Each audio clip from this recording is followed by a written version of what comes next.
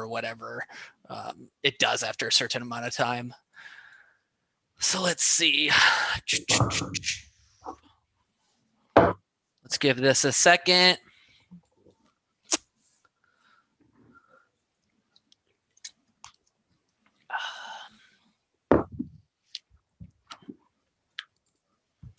Great. Well, we are live. It is episode 146 of Real Hawk Talk. I am your semi-guest host tonight. I think Brian's going to jump in for a little bit, but in true nature of Evan and Jeff episodes, it's very much an informal conversation and not as structured as our other podcasts, and maybe a little less rational.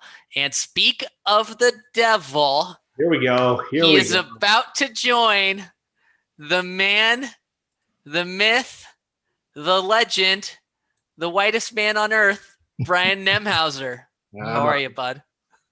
I'm all right, man. Hey, we've got sun up here in Seattle the last few days. So, if anyone's the whitest, it's got to be the Canadian. Yeah, I'm not doing too good here. You've been taking advantage of that sunshine? You've been getting outside? Heck yeah, man. Golf 2 days in a row. Walked. I was in shorts. It was fantastic. You're in shorts?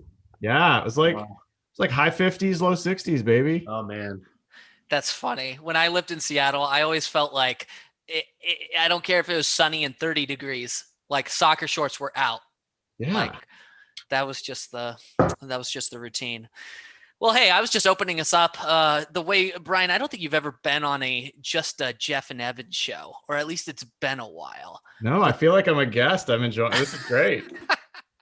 You don't have to do much work today, but the way we typically do these things is it's super informal, a little less structured than our normal shows, and we sometimes get a little bit intoxicated. Is that okay? Yeah, I like it. So it's a little more loosey-goosey.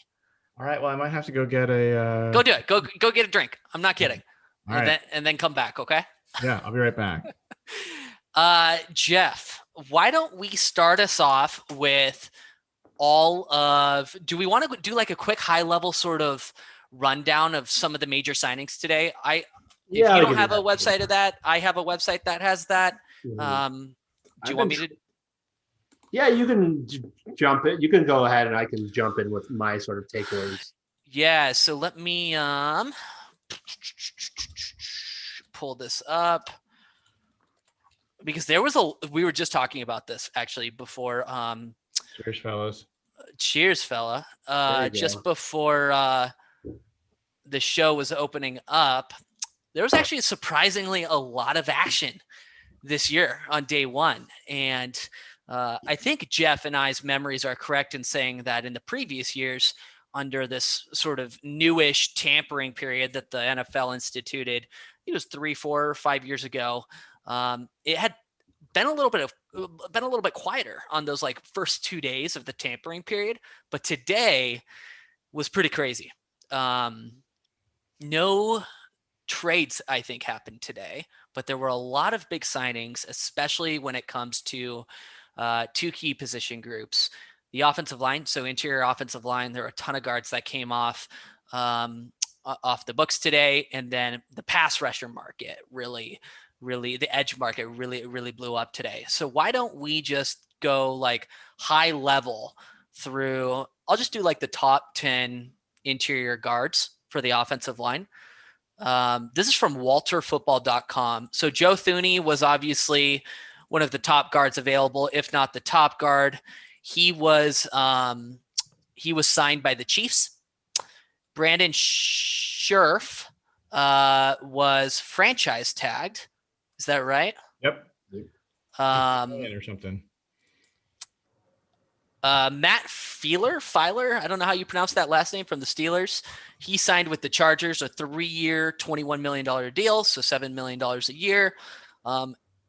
Struggled with some injuries last year, so that was sort of the downside to him. Gabe Jackson is unsigned. He was cut by the Raiders. I think he had one of those high salaries. I think he was like 11, 12, 13 million a year. He had signed a big contract a couple of years ago. Lane Taylor, guard for the Packers. He had a pretty significant knee injury last year. So there's a lot of concern around whether he's going to be able to rebound and resume good health. He is still a free agent. Kevin Zeitler is sort of, I guess you could say one of the top targets that I think a lot of Seahawks fans, had for Seattle. Kevin Zeitler, I think, went to college with Russell Wilson at Wisconsin. Is that right? He did. Okay, so he went to college with them. He was cut by the Giants just recently. Can you imagine the party stories Zeitler must have about Russell Wilson in college? I mean, it must have been wild. Especially he came over for 1 year, motivated to have fun. Yeah, all those Bible studies late till 3 a.m. Lots of Brandon Marshall had a segment recently. I think it was Kyle Brandt's podcast, and they asked him if he had to go on a road trip with all his quarterbacks. So that's Fitzpatrick, Cutler, Russ.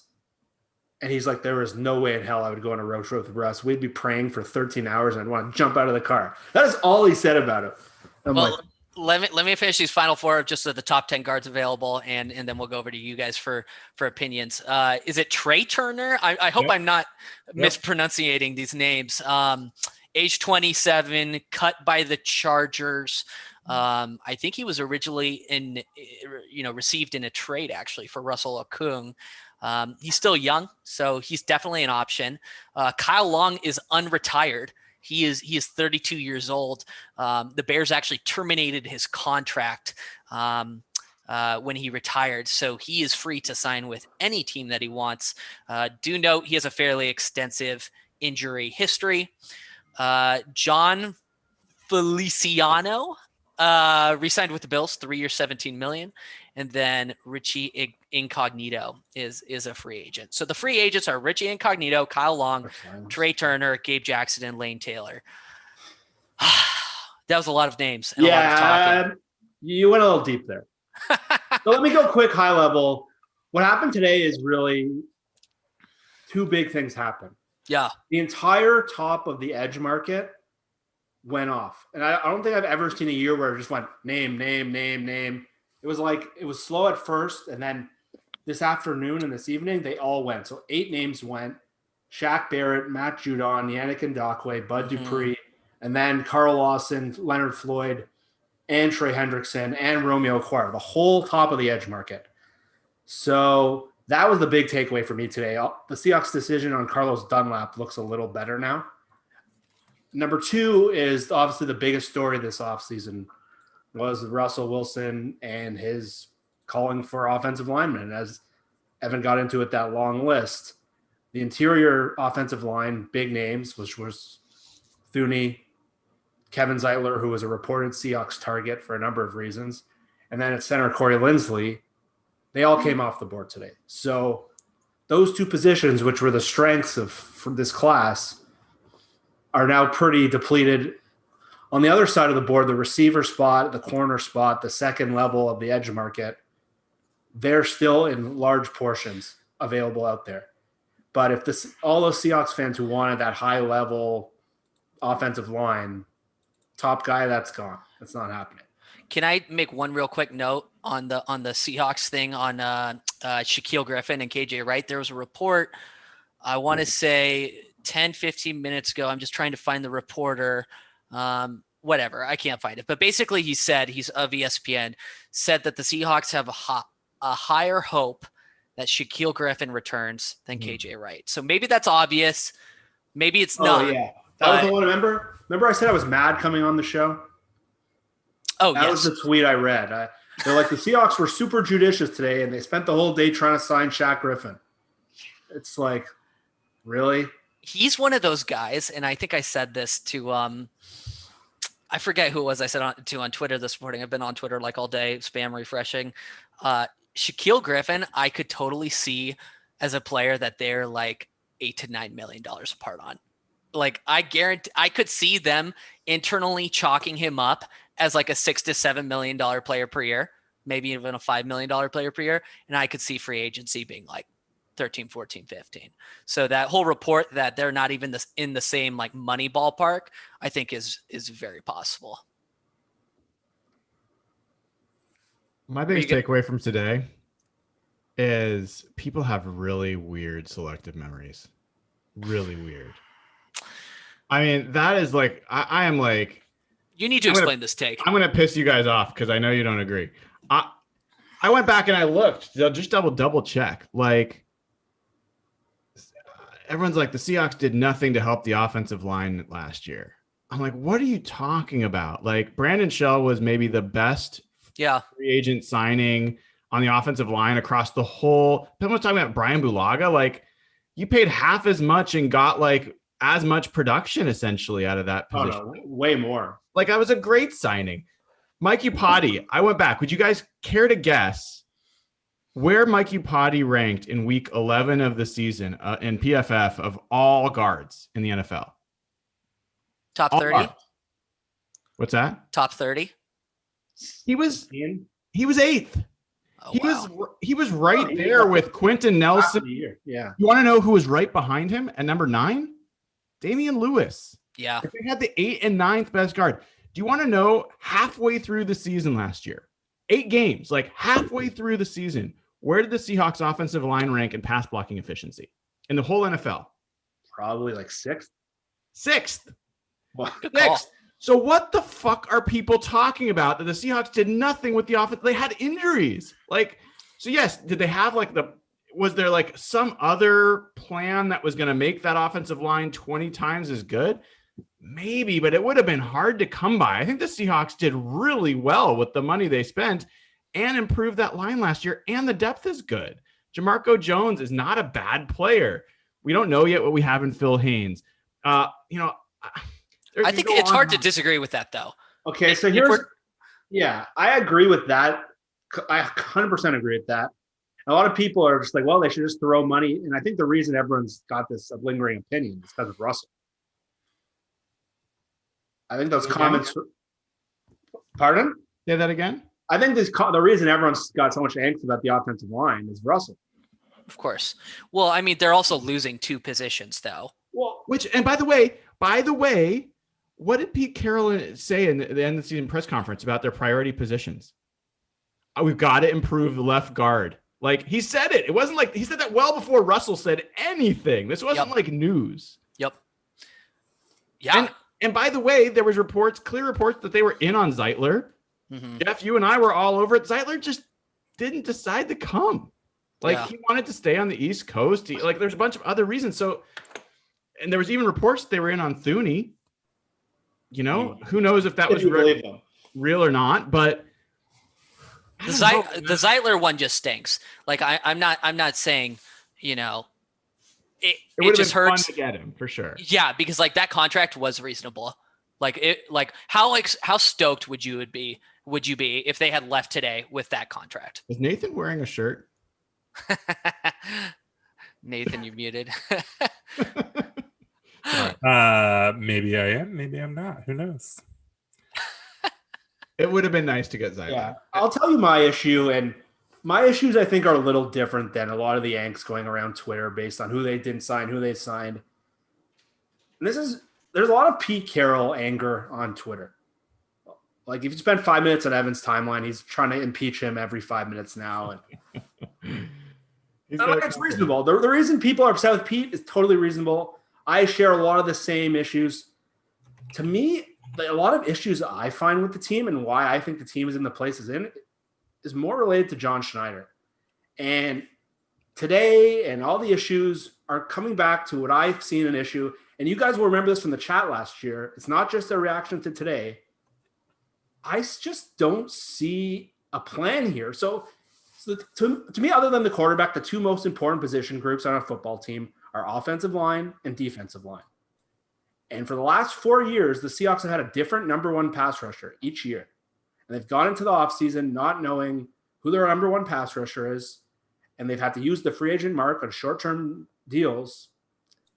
At the offensive line, you now have a left guard you don't know who it is. You have a center you don't know who it is. Dwayne Brown is getting old. Brandon Shell's in the last year of his deal. And now after the first tier guys have gone, you're left with like the names that we were talking about earlier. So you have a Gabe Jackson, an Alex Mack.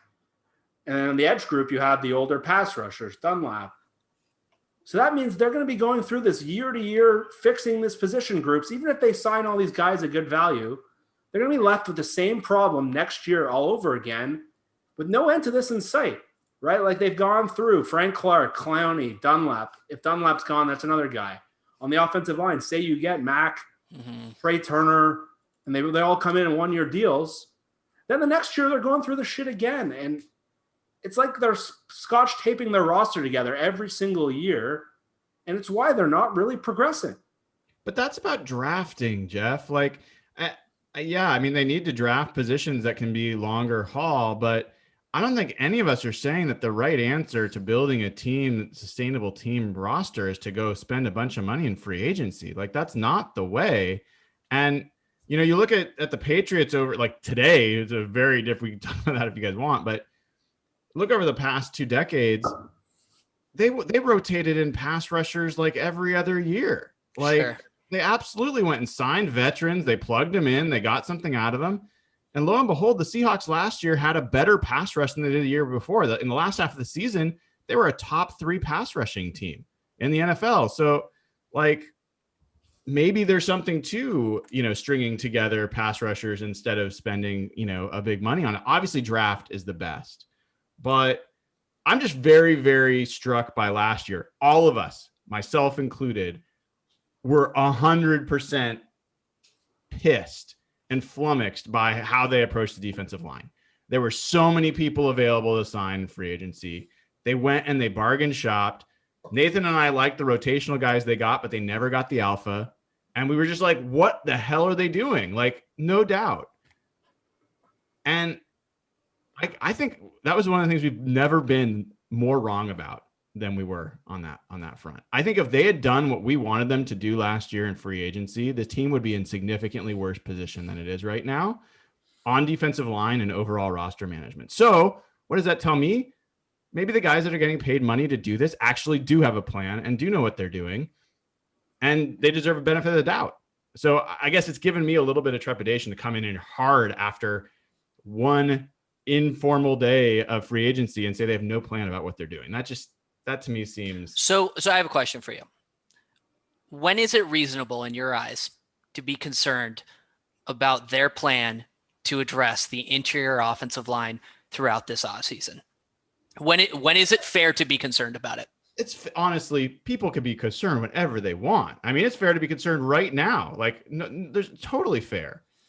You're asking me when I will be concerned. That's a different question. Yeah, no, I am asking you that. When will you be concerned by it?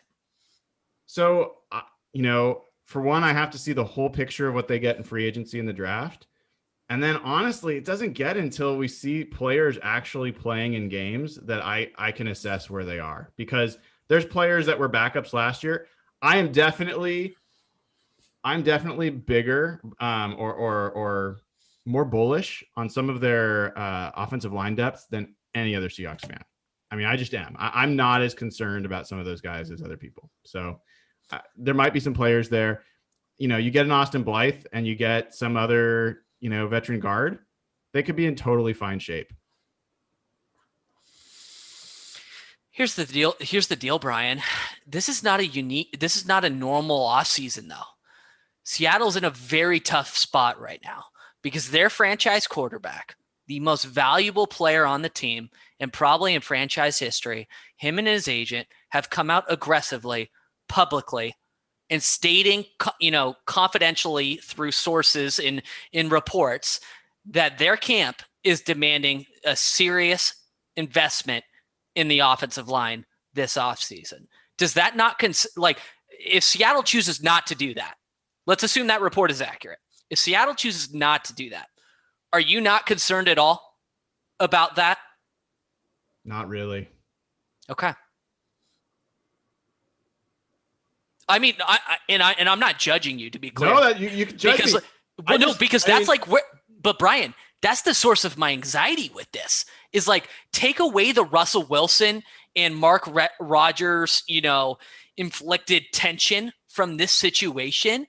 And I have no problem with them typically doing the conservative route through free agency and, trying to get scraps at the bottom of the bin.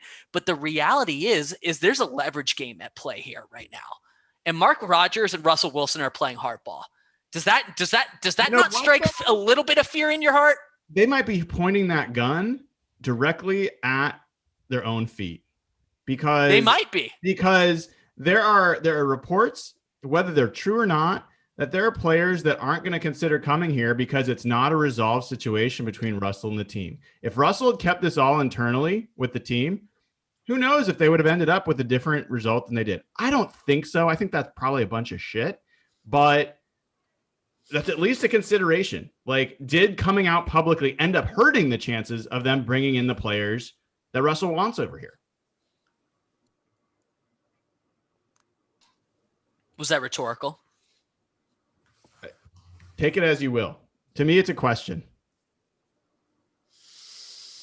It's very weird to think that if I'm Joe Thuney and I've seen Russell Wilson throw a fit because he wants good offensive linemen, that I, a good offensive lineman, am somehow discouraged about going to the Seahawks. Like, why would that factor into Joe Thuney's thought process at all? That's why I think it's probably crap. I mean, like, Russell Wilson wants more weapons, so I, a wide receiver, will not go be a weapon for Russell Wilson. Like, that's just... No, that's not what it is. I think it's the fact that there is not confirmation that he's going to be on the team that is causing this. The fact that the trade stuff is, people are like, I'm not going to go block for Geno Smith.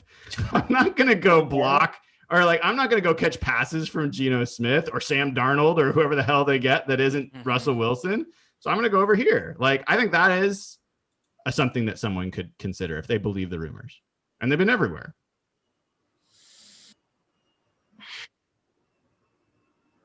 You don't like this, Evan. What's going on?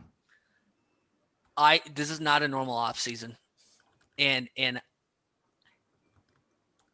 I genuinely fear Mark Rodgers and Russell Wilson could really get feisty on this behind the scenes. Do what? Hold out? You never know. He doesn't get any of his money? Good luck. You think he's gonna walk away from $35 million in the prime of his career? No way. This is just not this situation is not healthy right now. The relationship is strained. It's not healthy right now. Shit. It needs to be resolved. That's what I'm saying. This is not healthy. There's a lot of self-healing that can go on. Yeah. You notice how some of those reports in the media, how quickly the goalposts are changing on some of those now?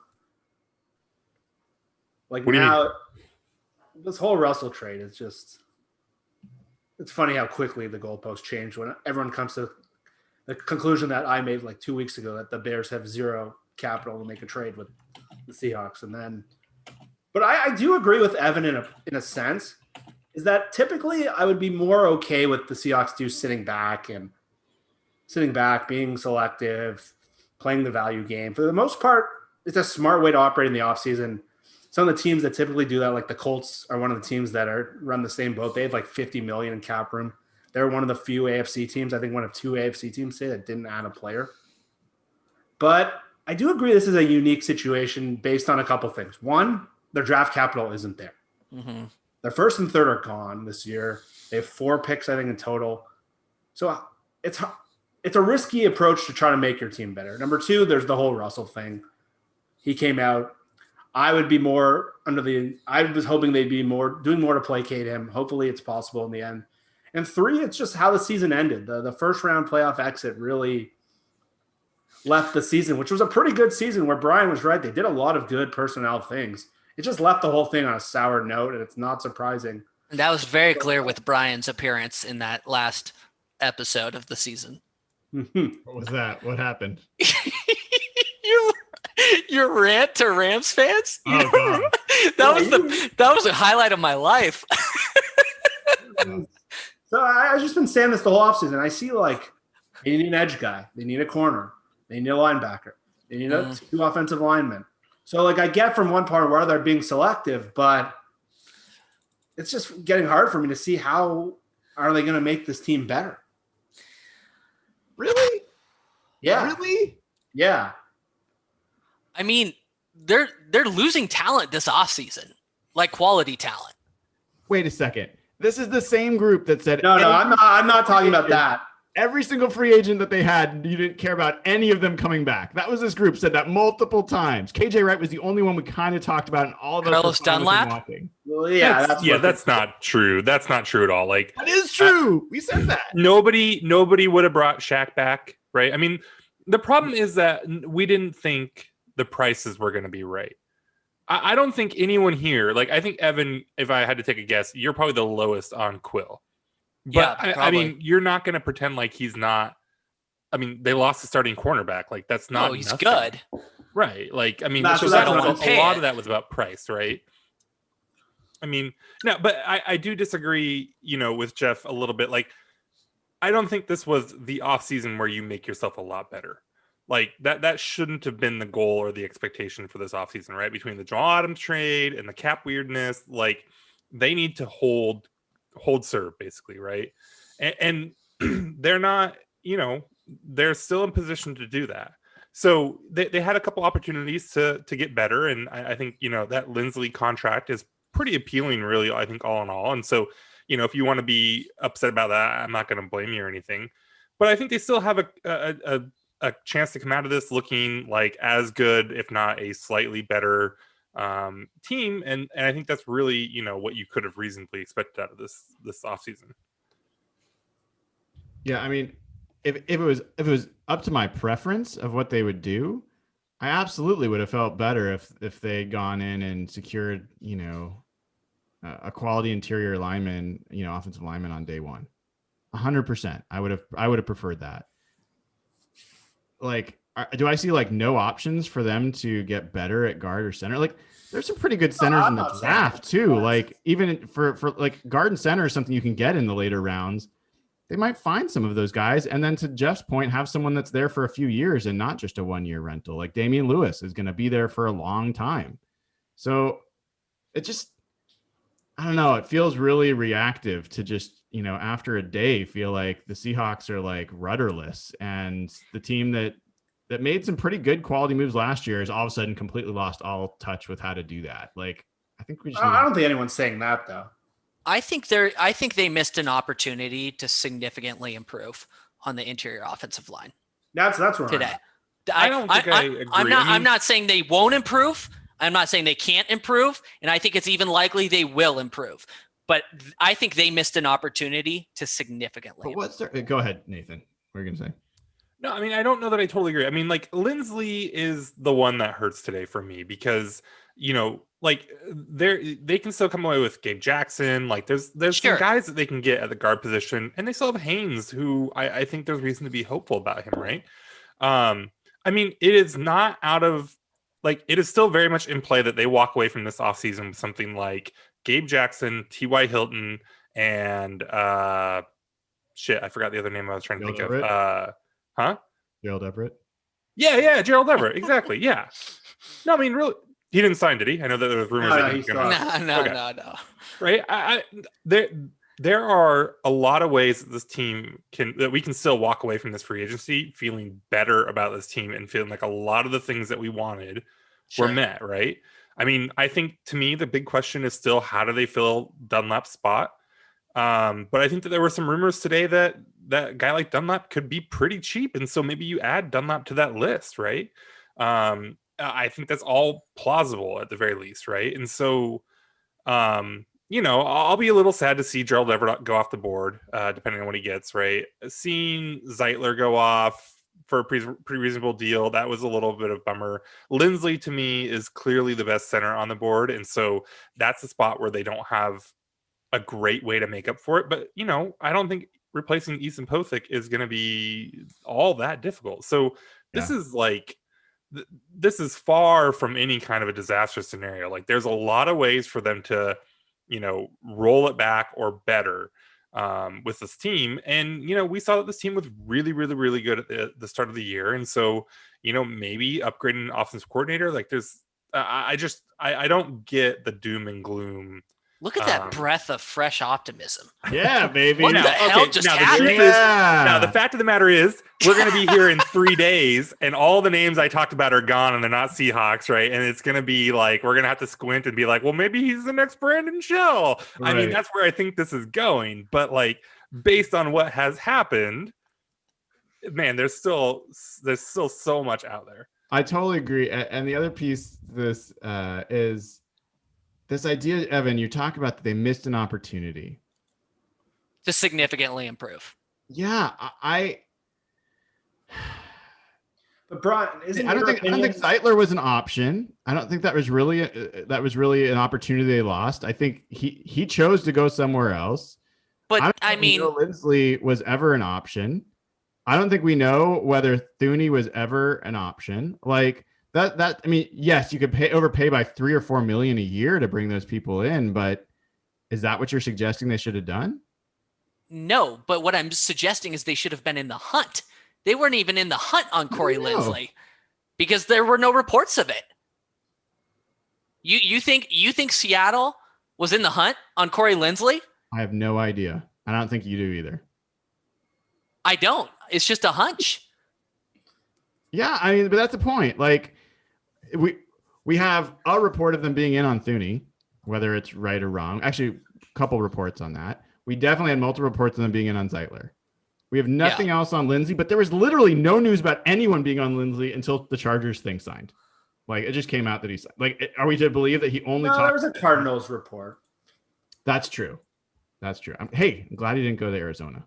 Yeah. So I do agree with Nathan. I think the biggest thing they won on today was the edge market. I think I was very critical about the Dunlap decision. I think most of us were pretty unhappy. I think they played that really right based on the whole top of the edge market went, and Dunlap's $14 million would have been right in line with some of the top, like Matt Judon got $14 million a year. And the whole essentially second and third tier, and some of the guys that Brian really liked, like Ryan Kerrigan and Kerry Hyder didn't get signed today, and Dunlap's still out there. So those guys are going to come in like 7, 8, maybe lower if the market keeps falling out. So I think they played that spot really well. But corner, none of the big corners went today except for like Ronald Darby. The receiver market was really, really slow today. That's an interesting one. The receiver market. Corey Davis got a truckload. But yeah, that seems like an obvious. Kendrick Bourne. Did you see what Corey Davis got? Yeah. Well, what? No, I'm saying like what was it? It was like, I want to say it was like $14 million a year. Holy shit! Yeah, that contract is most likely to be cut in 2 years. Corey Davis got $14 million a year. I'm gonna double check. Oh, not 14. It was 3 year, $37.5 million, 27 guaranteed. I mean, you were close. So that's like what? 12 point something. Yeah, 12 points. Yeah, and Aguilar got 13. Aguilar got 13. That was the shocking contract of the day. Kendrick Bourne was the one that hurt for me. I mean, I thought that was a long shot. The Seahawks. They prioritized him. He was a day one. Like the Jets weren't on him too. You know what re-signing hurt was Jason Verrett back to San Francisco. He went for cheap. He was $5 million. He was so cheap. And that pissed me off because that's such a good deal for the Niners. They don't deserve that. They also got good for the Seahawks though, right? There's the options to do those deals.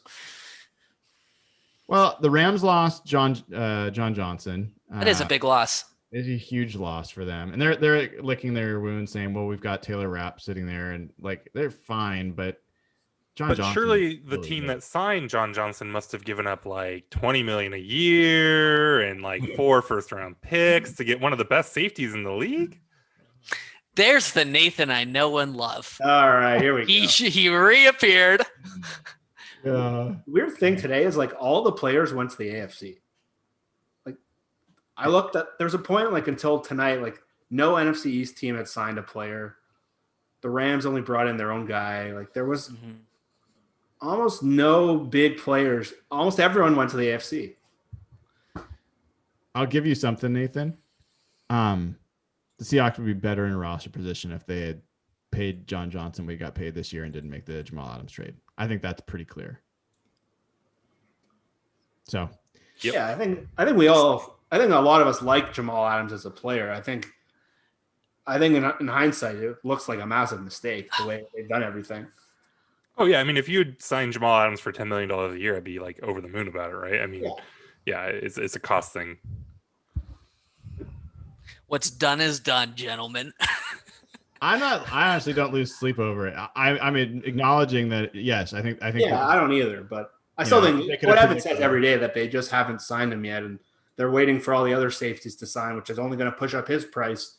Not today. I don't buy it. No, I honestly, if anything, I think that signing really helps the Seahawks case, but it doesn't help them sign Jamal Adams because he's not going to give a shit what the market says. He's going to be like, I don't care what John Johnson gets. I'm Jamal Adams, pay me twice that. Yeah. So but it is going to make the Seahawks feel like, hey, you're a safety, dude. I agree with that. Who's his agent? Does anybody know who his agent is? Jadeveon Clowney. Oh man, he's still out there. Oh, whoa, Ryan Fitzpatrick just signed. Yeah, he signed with Washington, right? Yeah. That's that guy. an interesting one. He's had the weirdest career. Yeah. Not really. You don't think so? No. He's had bright spots. Like in some games, he looks amazing. Yeah, and then he's had the other games, which is No, but Nick Foles has the weirdest football career. Okay, yes. Foles has the weirdest career. Fitzpatrick is exactly the guy that if you have him, you're like, oh, we got to do something, and if you don't, you're like, whoa. Yeah, he gives you that like glimmer of hope, and then when you start playing him, then you realize he's not good. Yeah. Yeah, Fitzmagic to Fitztragic happens like from play to play. It's really true. Yeah, honestly, I'm very bullish on the pass rush options. I mean, I'm wondering the way this played out if the guys that took the top end of the market, if these other guys are going to be around for a while and not getting deals, and is it realistic you're going to get someone in the 5 to 7 million range? Like, what's Ryan Kerrigan going to cost? Can I call it a name that you might love? Yeah. Not might. You will love. Aldon Smith is a free agent. Yeah. Like, why have we not heard his name thrown around? Because Maybe he only had It's a stacked ass edge class. Yeah, It's insane he's the in this number of tier. names and players that are available in this edge class. But I know we did the show on this already, but like I'll run through it again. Matt Judon, Melvin Ingram, Bud Dupree, Shaquille Barrett, Carlos Dunlap, Jadeveon Clowney, I guess Preston Smith went back. Yannick, Ryan Kerrigan, Justin Houston, Olivier Vernon, Shaq Lawson got traded. Okay. Leonard Floyd, Solomon Thomas is still out there, right? Mhm. Everson Griffin. I mean, if you're just talking like names, I mean, Romeo Okwara, Melvin Ingram, did you Hassan say? Reddick. Yeah, he What's did. that? Yeah. Yeah, he signed. So the top 8 guys all signed today. And that's like a crazy amount to go in one day, all over 10 million a year. Yeah, so who went And off? there's still, pardon? Sorry, go ahead. Well, there's still like 15 top names left. Like that's crazy. Yeah, so who's off the board? Do you have that list handy? Yeah, I don't do. think Over the Cap's updated. Okay, I have so off the board is Shaq Barrett, Judon, Yannick, Bud Dupree got a lot of money tonight. Mhm. Carl Lawson got paid.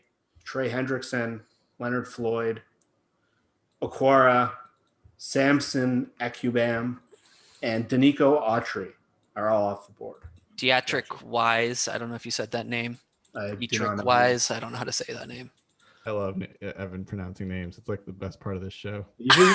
It's an interesting name to be fair. It is.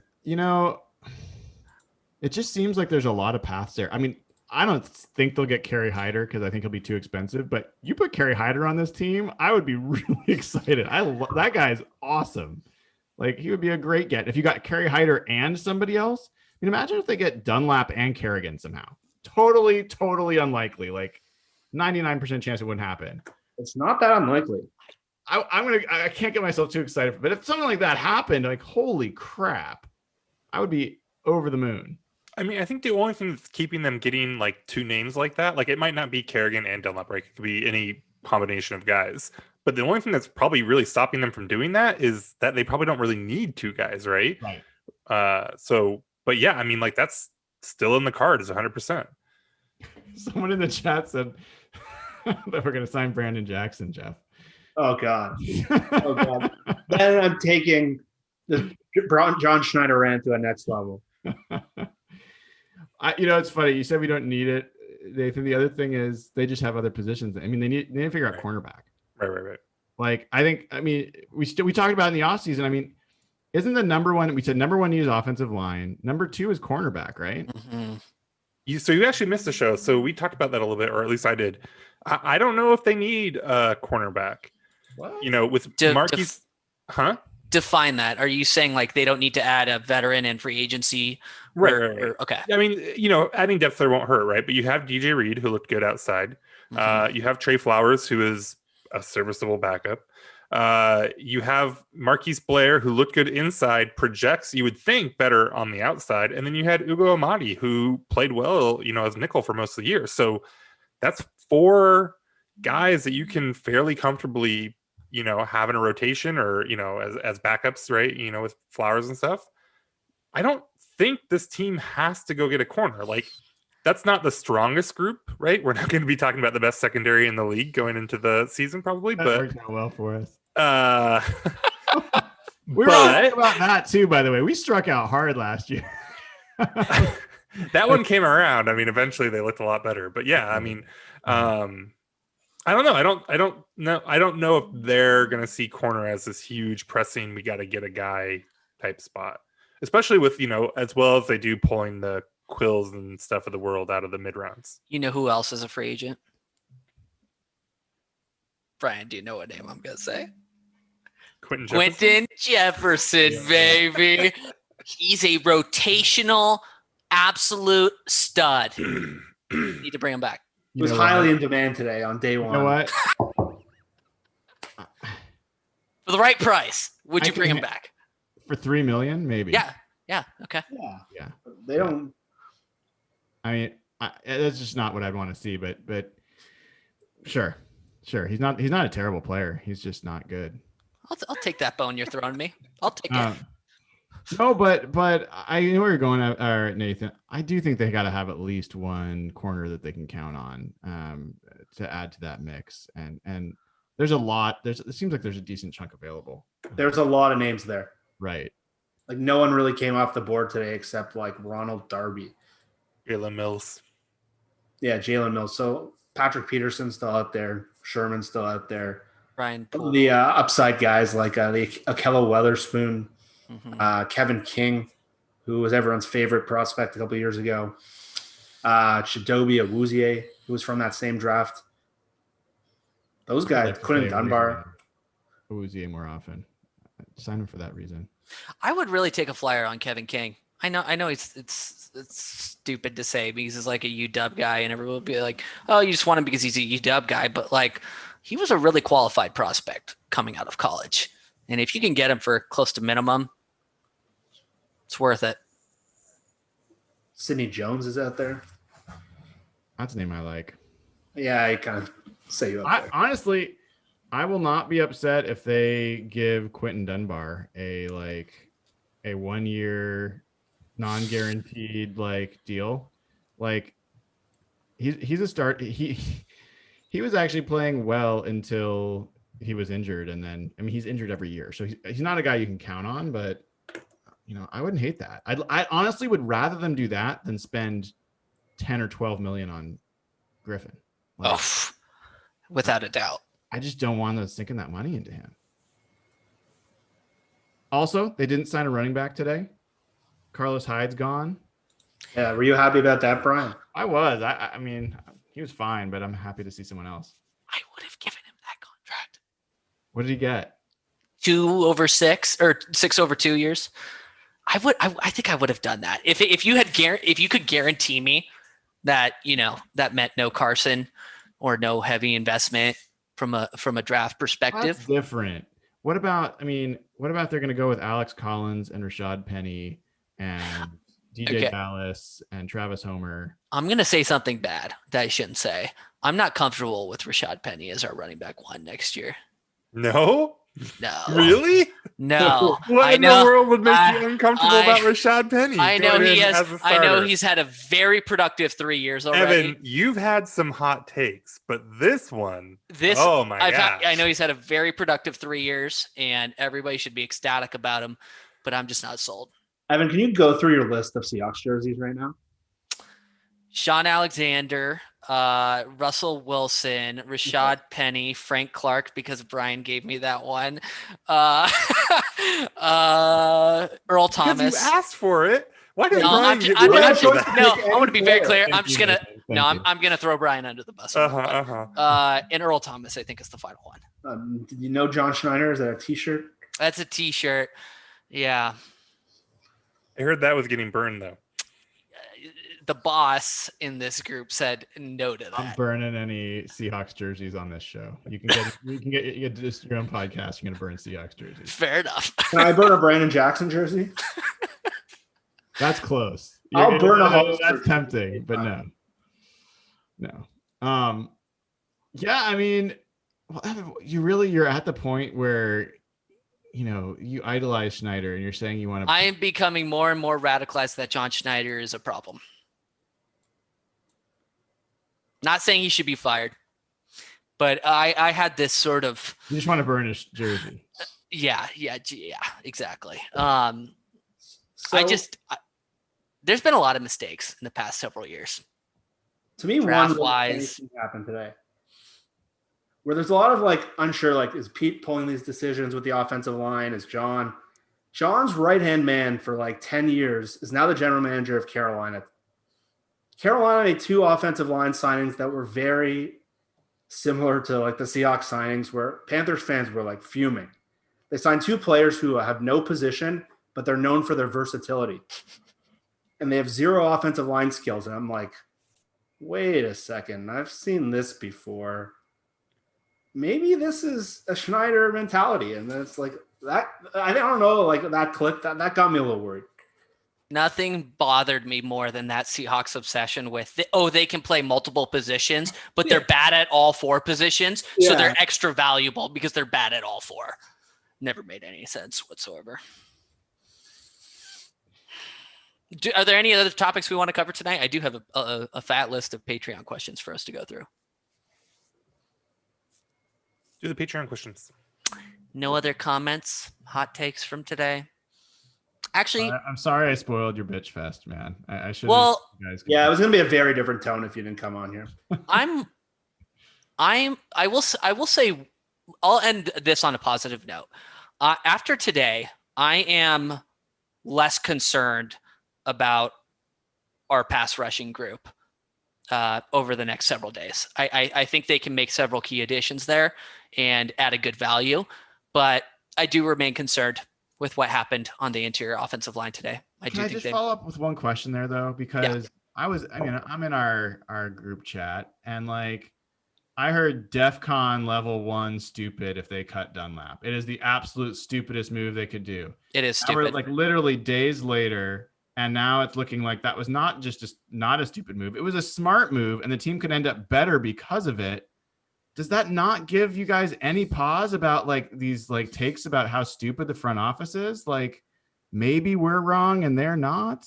Not at all. So how do you feel if Carlos Dunlap leaves and signs 2 years, $20 million with another team?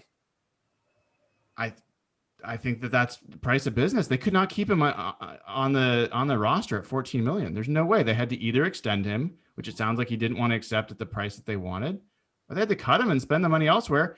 And we just spent half the show talking about how they could get multiple players for less than he cost for 1 year, potentially. So almost all signs are to that was a very smart move by them.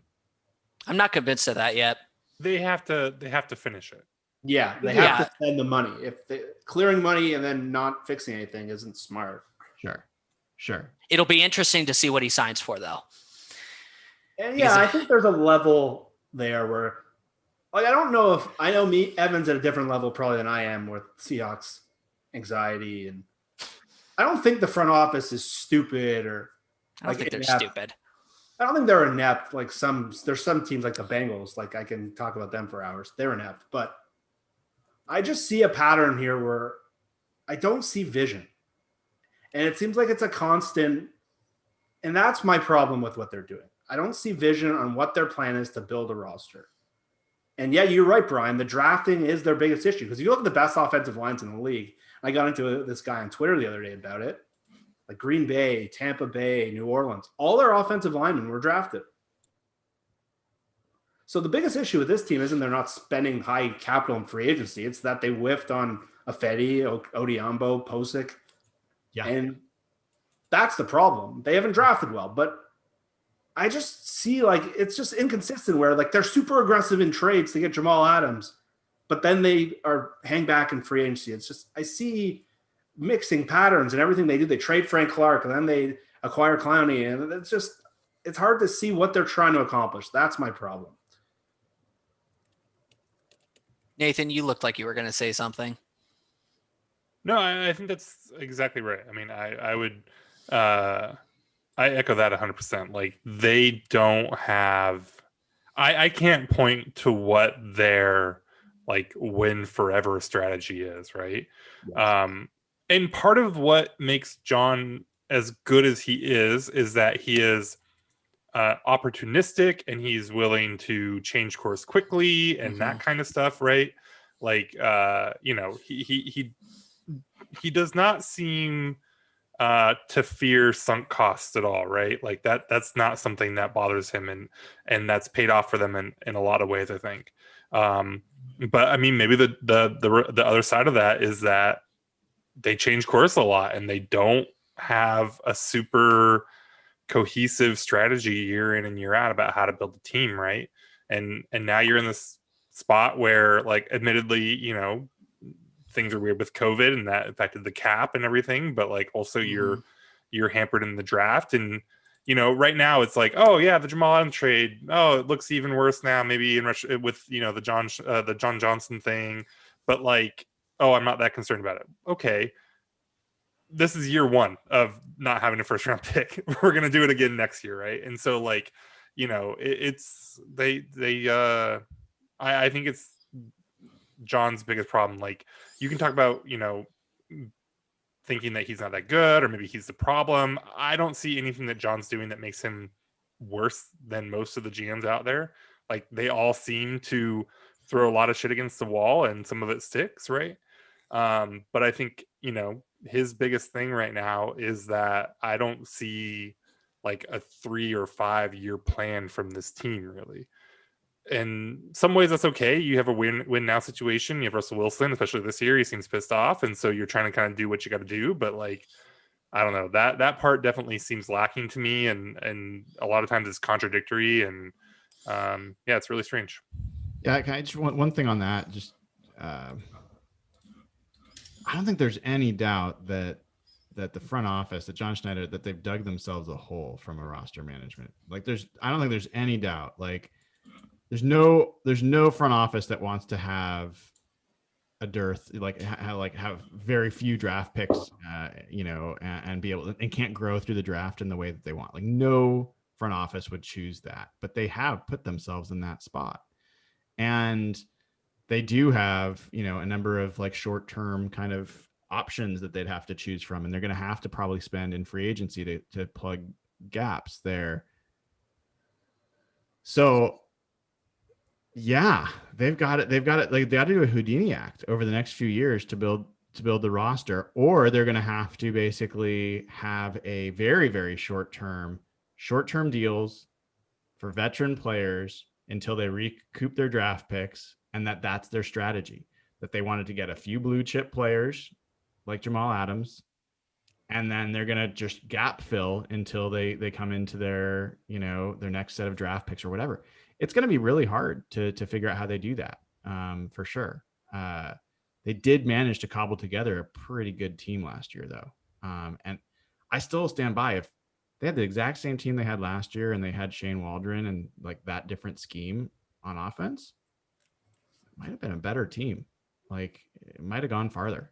I think even with some distance, we're forgetting how bad the offensive game plans were for the last half of the year and how little they changed and adjusted in game, between games, and how they had no answer for how to get Russ out of the spiral he was in. like no answer. So that is the number one thing they can do to make this team better next year, is to put him in better positions to succeed. And a lot of those things aren't necessarily like great offensive linemen, although I think we need them. Putting him on the run, it's like, anyway, I won't go into all, but I think there's ways that they can prove that we're forgetting. That man walked into one holy hell of a situation. Yeah, he did. Can you imagine if he gets hired and then Russell's gone? I mean, that would just be... Oh. All of a sudden, he's working with Geno Smith. He's like, this is not what I signed up for. But hey, it's still an upgrade, so he's got that going for him. We've got some good Patreon questions. And this first one, I want to go round robin on the table. Knowing what we know about the Thuney and Lindsley deal. So Lindsley signed for 12.5, I think, over 4 years.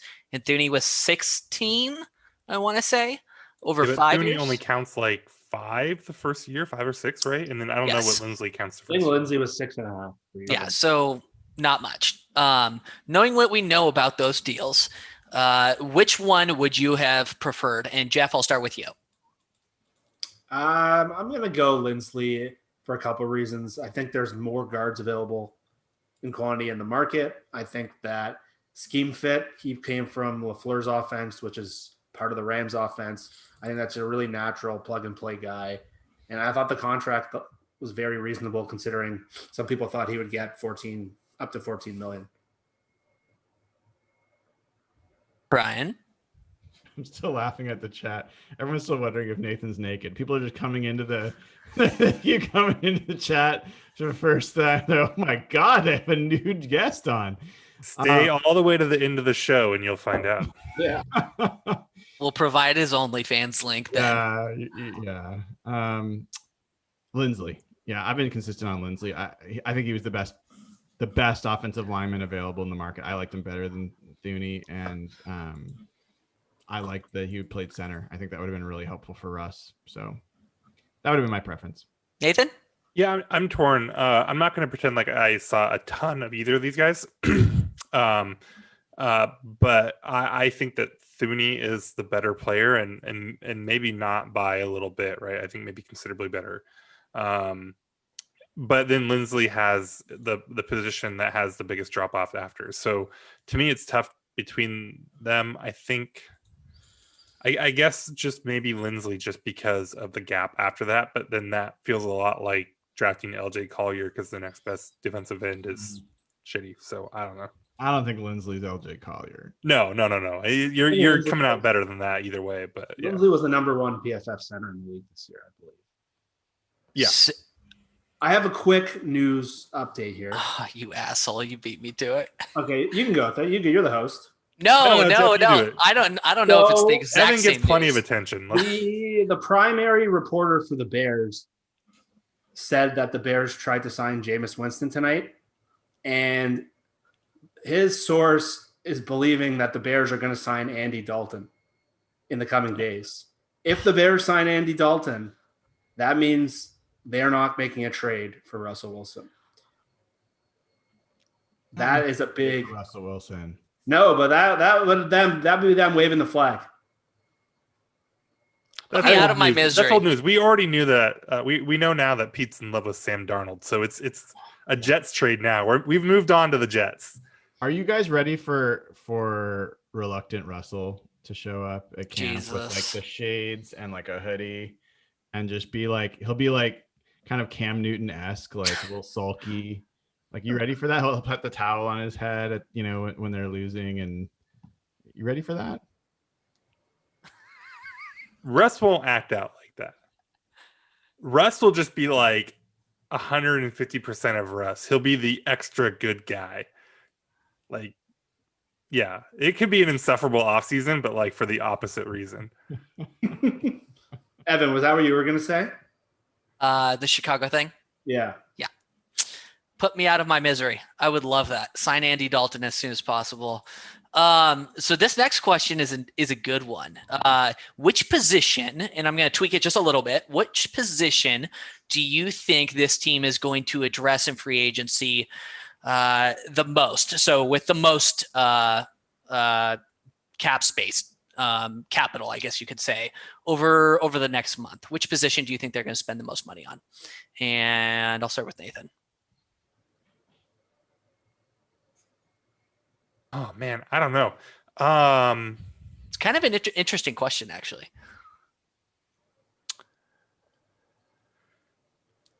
Why do I think it's tight end? That's really dumb. It's really dumb.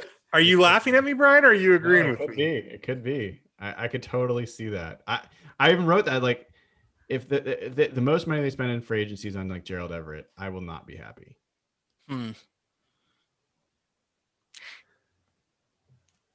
What if they just don't spend a lot of money and that Everett contract is reasonable? Are you still unhappy? No, they need to get some talent out of this free agent pool. Okay. I mean, if Gerald Everett gets a 3-year, $18 million contract for them, which I think sounds to me pretty reasonable, right? Sure. That's like a third of their available cap, right? Like potentially, like depending on how the first year structured. Yeah, right. But like, so like even just a Gerald Everett, like that alone could put the tight end position ahead of any other position. Yeah, I don't know. It's a good question. It is a good question. Jeff or Brian, any hunches? I think D-line. Yeah, I think edge. Yeah, I think pass that's rush. where the quality is. And it's where Pete's heart is, you know. Could cornerback be a wild card? If they trade Russ, sure. No, where they bring in like one of those middle tier free agents, like a Brian Poole or somebody like that. Cornerback. What did you think? Did you think I said quarterback? Quarterback. Yes. Like, Oh, I was like, Russ why? is great. It's like, why are you guys laughing at me? Like, And I was like, who the fuck is Brian Poole? I don't know. You heard Brian Poole, the quarterback. I was like, That sounds like a Mac quarterback, like some white dude from Southern Miss or something. But like, I missed him. I was like, you guys really couldn't see like cornerback being like a little bit of money spent on it. Could you guys not see that though? Like, oh man, if they sign Richard Sherman, that'd be so cool. imagine the content. It'd be so good. That'd be so good. Come back, Rich. Come back, Sherm. Do you think he will? Do you think he will, Brian? No, I don't. So your hunch as of now is no. My hunch is as now is no. I will continue to try to make that change, but Jeff, which Austin would you prefer to have at center, Ryder or Blythe? Don't pretend like you know the answer to that. Yeah, who knows? I don't know. I'm sitting there watching my Rams film with guys with 58 PFF grades every night. I don't know. don't you have to say Blythe? Like, Blythe you knows know the scheme, so sure. I just see Blythe as, to me, Blythe always stood out as the guy they were going to sign at center. Yeah. But I couldn't tell you. If Austin Ryder walked by me in the street, I wouldn't know him. Who do you think Ethan Posic's going to land with? Don't care. As long as it's not Seattle. Don't care. Man, the Ethan Pothick hate relative to like the Austin Blythe interest is just wild. Like, They're the same guy. it's Spider-Man meme, you guys. Like, come on. It's like a 2-year-old. He needs a new toy. Oh, man. So I completely agree with you, Nathan, on the fact that they're like probably throwing a hat and you don't know which one's which, like talent wise. But having a new guy come in, a new scheme come in, and having a guy that is center and knows the line calls, that's a meaningful advantage over what Ethan Posick would bring. So if they're both going to be mediocre pass, blockers, but one knows the scheme, I'll take that guy. I know we're all absolutely sick of talking about running backs, but is anybody else a little bit concerned that Carson didn't get any buzz today? Or are we not concerned yet? You got to specify your question because I think I know what you mean, but like concerned that he might not have the market that he expects and that he might get some interest back from Pete Carroll for a reasonable number. What was that? What's the number where you would be not angry. I'd give him that Carlos Hyde deal. I'd go up to 6 per year for him. That seems high. Yeah, but Jason Myers makes like 4 point something. So Yep. So why not just throw bad money after bad money? Yeah, because we're we're burning this other money. Why not burn a little bit more money? I don't think there's a chance he comes back. I think that I don't think he's that going bridge is burned. I think he'd rather leave. Go. That's a pretty strong statement, though. Bridges burned. I don't know anything. I haven't talked to Chris or anything about it. I just the way the team and he approached this season and the tone of every interview I heard about from both sides, there's not a single quote or tone that sounded like this was going to be something that lasted. I think he's gone. The interesting thing there to me is that like it never sounded like Pete had to have him back. Like right. I think Pete loves him when he's on the field, but I don't know how Pete feels about his reliability. Like I wonder if that's kind of the deal breaker for Pete, because I mean he tried really hard to get on the field this year, which I mean he should be commended for. But he still missed a few games and, took a few weeks to get like ramped back up, it seems like. So I don't know. There's been weird stuff with him, like going all the way back to that Bears game when he got like weirdly benched and Pete was like, oh, he's tired. And it's like, he played like 2 special team snaps that game, right? Like I remember that. I don't know how much to read into the tea leaves on that, but Carson just seemed like a guy that Pete should just love the hell out of, and he didn't, and it was always a little odd to me. That's a weird one. And yeah, his agent's been tweeting a lot about the dollar signs. So I don't think they're going to be like, we're just going to go back for the team that mistreated us for $5 million. Yeah. Any other comments, projections for the next week or so? Hopeful expectations.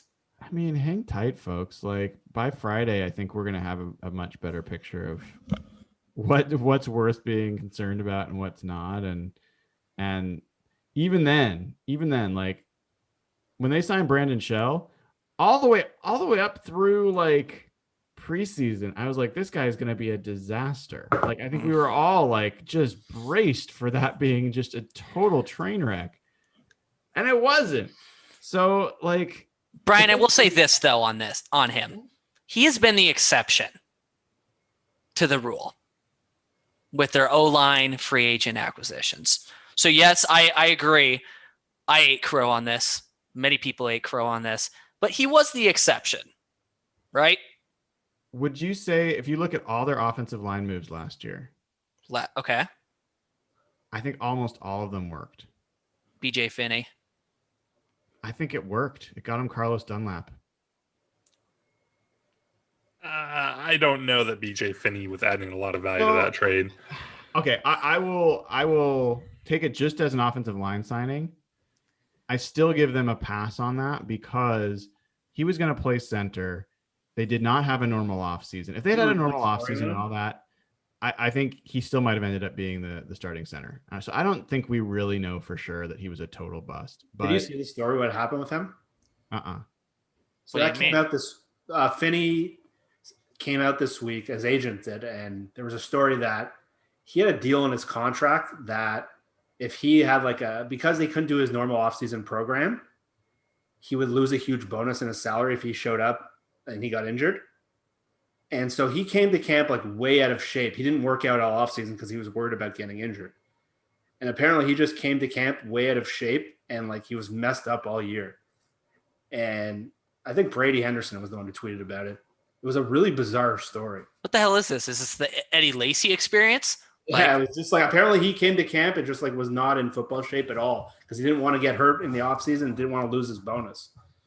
Oh my God. Well, the fact it was a bizarre story. It was odd. There's a story on Finney is like, that's just a sign of how little news there is, anyway. So yes, what if I even give that to you? Finney didn't work out. What else? Trying to think of the other moves.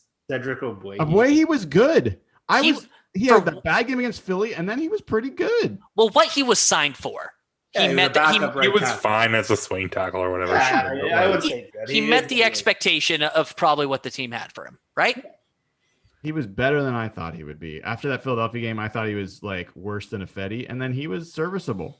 He wasn't great, but he was serviceable. He went away had some good pass rushers and had some good games. He was a backup right tackle. Yeah. That was fun. I mean, was Chad Wheeler a signing? I don't know. 2 years ago. Was that 2 years ago? Yeah. Okay. I mean, Upati was the guy they brought back, and we just talked about before he was injured. He was a top 10 guard. Fluker had a good year and then had a bad year. You go before that though, and you start getting back into the pre-Solari. Yeah.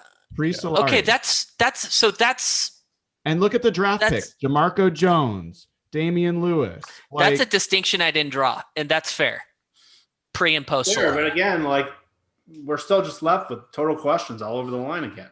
But not all over the line. You've got Damian Lewis and you got Dwayne Brown. You got Brandon Shell. You got 2 open spots. Yeah, that's. But those are 2 big spots to fill. Sure, and you've got internal. Well, we can have the whole show again. You do have internal options that you can fall back on for at least one of those spots. Like Phil Haynes, truthers. Well, who other than they have no Marco Jones. Yeah. Marco Jones has been a starter. I love your love relationship with Didn't Jamarco he have a backup Jones. left tackle? Is he an interior now? He's a center. I will give you this, Brian. He would have been a better right tackle than Jermaine Ifedi during his time here. I'm talking about a guard. No, but I'm just saying, yeah. I remember we had that conversation back then. Yes, he would have been. Well, I appreciate that, Evan. Yeah, I'll give you that. But Phil Haynes is the only left guard technically now on the roster. Hmm. Their only center is Kyle Fuller. They do have Jones though. Jones played left guard. Yeah, but I think he's their backup. Yeah, he has. Yeah, but he's I think listed as a tackle.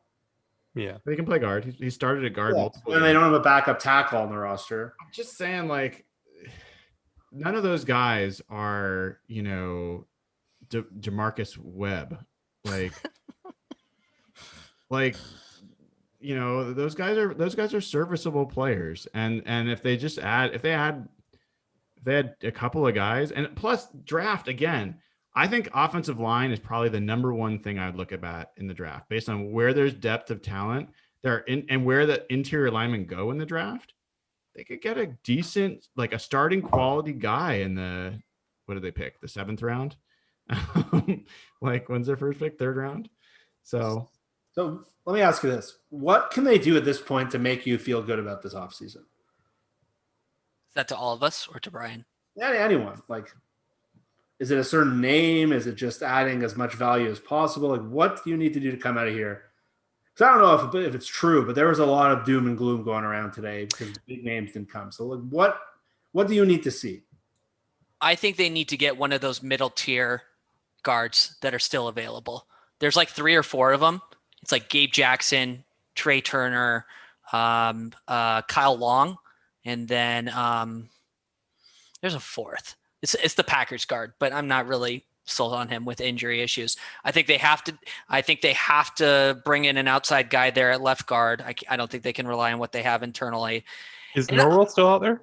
Norwell. He is. They came back. He went back he renegotiated, restructured.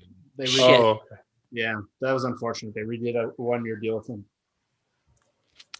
I'd like to see them upgrade at center, but I'm not sure there's a meaningful upgrade available. So that's the interesting thing. I mean, I feel like there's a pretty clear drop off after Lindsley, but I think both of the Pounceys are out there still, right? David Andrews is probably the next best name. Who? David Andrews. Okay. Yeah. So there's a few guys that you're risking the, pay what they were, not what they are. So yeah, I mean, you've got both of the Pouncey guys. You got David Andrews, Blythe for whatever he's worth, right? I don't know that center is a complete drop off at this point, right? Yeah, I mean, to me, it's what would make me feel most comfortable is definitely them signing. I mean, I like Trey Turner. I would like to hear the name Trey Turner at this point. Don't know that. it feels like too hopeful to ask for a name like that, given the way they've gone. But that would be number one. If they got 2 interior linemen, like if they got, even if it was Trey Turner and Blythe, not that Blythe has to be great, but then to me, I'd want to make sure that they add one of their first picks should be on an interior lineman, like in the draft. And if they pull one of the quality guys there, they've added 3 to the pile. And I feel like, okay, with the guys they've already got, they'll sort it out. And I'd feel okay about that. The other one for me is they've got to sign at least one quality edge rusher. They can't just go in with the list they've got. And there's so many they can like. There's so much value at that spot. There's so much value. And then from there, it just gets to be like upside. Like I would be excited if they signed, an AJ Green or like, receiver. There's so many receivers. They've got to be able to pick one of those receivers. Receiver market was untouched today, essentially. Right. So like, I just see like there's so many receivers. There's so many corners still. There's so many. I mean, I think there's still a decent amount of edge rushers, all that stuff. There's even interior rushers, defensive tackles that are there. So I don't know. And the other thing we don't know about is the Seahawks have acquired a lot via trade in the last few years. I mean, we talk about Dunbar not working out, but they got him for a 5th. They got Quandre Diggs for a 5th. I don't know if they're going to do more draft trades, but who knows? With all the cuts, maybe there's another guy that they get via trade we don't even know about yet. So I don't know. I think if you look at who's still available and just pretended that this was the free agent class, like take all the guys that came off the board going into free agency and that signed today, right? And just forget it. Pretend like they were always with their team. And you look at just who's available going into tomorrow. I think we would still be talking about this as a really like loaded free agent group. So for me, like I don't have like the one thing. Like I still want one of those mid-tier offensive linemen, like we're talking about Trey Turners and Gabe Jacksons and whatever. I still want one of those mid-tier defensive ends like Dunlap or Kerrigan or Hyder or whoever it might be, right? I still want one of those mid-tier wide receivers like Marvin Jones or T.Y. Hilton or, even John Ross, right? Like that guy, that stuff is interesting.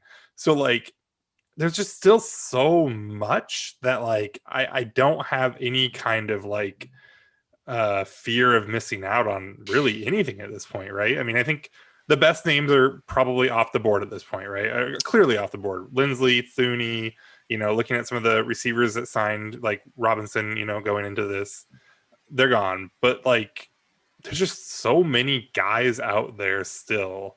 And, not a lot of cap space. Like there wasn't a lot of cap space to begin with. And some of it's been spent now. A lot of it's been spent now. So like, I think Seattle's in a good spot right now. Nathan and Brian have to do it, right? They have to do it. It's like the Dunlap thing, like cutting him and getting that space in this market with those players available sounds fine. Now you have to like turn around and do something with with the resources that you've created, right? And that's the part where I'm still queasy. Nathan and Brian, do you know why I hate you both? Because we're right a lot. Because you've talked me off the ledge and inspired a little bit of optimism and hope in me.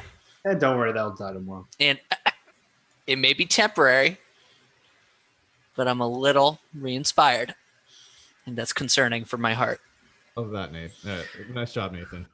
Can I tell you what is and we'll end on this, what is the most important non-Seahawks related move to happen this week that would be super beneficial for the Seahawks? Trent Williams needs to leave the 49ers. What about that rumor that he was talking to the Seahawks? I don't know if that's real. That's like the weirdest thing. Is there any reason? Like, just pay him, make him sit on the bench, and just make sure he's not a 49er. I love that it has kicked off Dwayne Brown is going to retire rumors, though. Like, that's the bit. Like, yes, more drama. Today was wild. Circus. Today was wild. There was even like tweets going around that people found Ciara's burner. Did you guys see that? No. Oh, I did not see that. Was it a male or female burner? It was a female burner, but it was suspicious. Like a little too suspicious. Just saying. It's a wild place, man. I'm not completely ruling it out. That's all I'm saying. Seahawks will just not have a left guard and line up 2 left tackles in a row.